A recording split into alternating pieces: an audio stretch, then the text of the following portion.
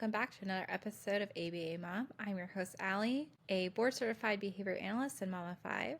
Today's episode is all about something that sounds simple, but can feel really confusing when you're parenting a child with a disability. It's functional play. Maybe you've heard your BCBA say, "We're working on functional play skills," and thought, okay, but what does that actually mean at home? What is functional play? When professionals say functional play, they usually mean using toys and objects for their intended purpose. So instead of just spinning the wheels of a toy car, functional play looks like rolling a car across the floor, parking it into the garage, or driving on a ramp.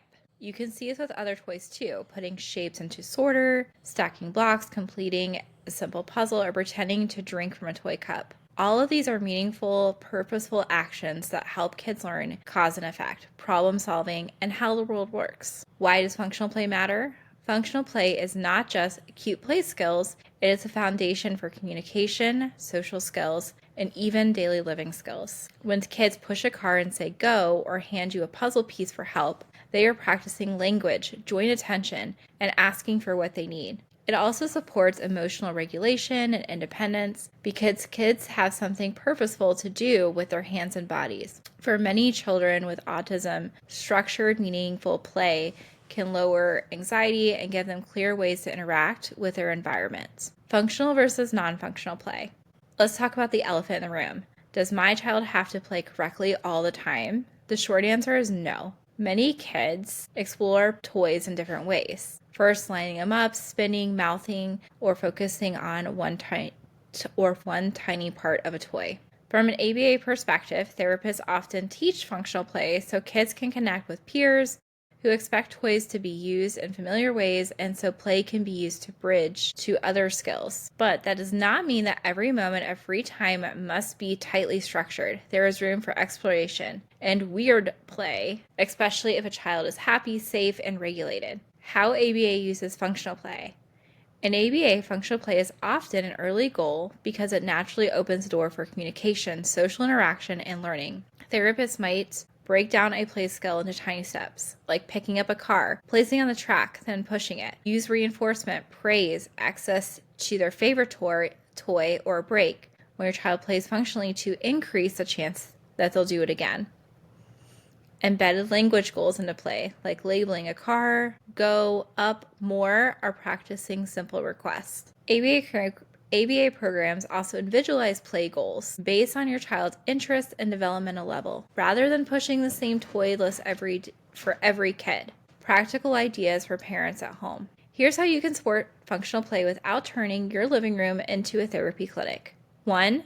Start with your child's interests. If your child loves cars, work on rolling them back and forth, parking them, or driving them up and down ramps. If they love cause and effect toys, practice pressing buttons to make music and lights. Then pause to encourage eye contact and requests like more. Use join, imitate, and expand. Many ABA and play-based programs use simple patterns: join, imitate, expand. Join is sit near your child and participate in whatever it is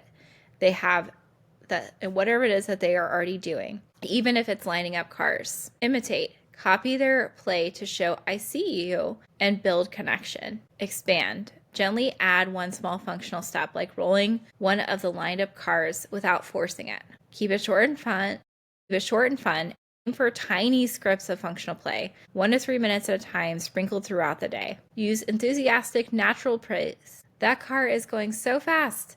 And follow your child's cues if they look overwhelmed. You can always back off and try again later. Use visual and modeling supports. Simple pictures showing first put in, then push, then clap can help kids learn new play routines. Video modeling, short clips of your child or another child playing functionally, has been shown to boost functional play in some children, balancing goals with grace. As a mom in the ABA world, it is easy to feel like every moment must be therapeutic or on program. Functional play is important and absolutely worth supporting it, but it should not erase your child's individuality or joy. Think of it as giving your child more tools, not taking them away the ways that they naturally like to engage. So as you listen today, give yourself permission to hold both truths. You can intentionally teach functional play skills that help your child communicate, connect, and learn. And you can also protect space for their unique, quirky, completely them kind of play. And remember, you are not in this journey alone.